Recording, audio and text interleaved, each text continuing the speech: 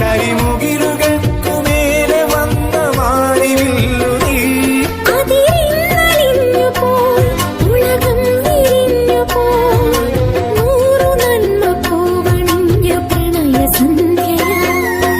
ഓ സൈനബ, അഴകുള്ള സൈനബ, ഇളമാൻ കിടാവ് പോലെ വന്നതെന്തിനാണ്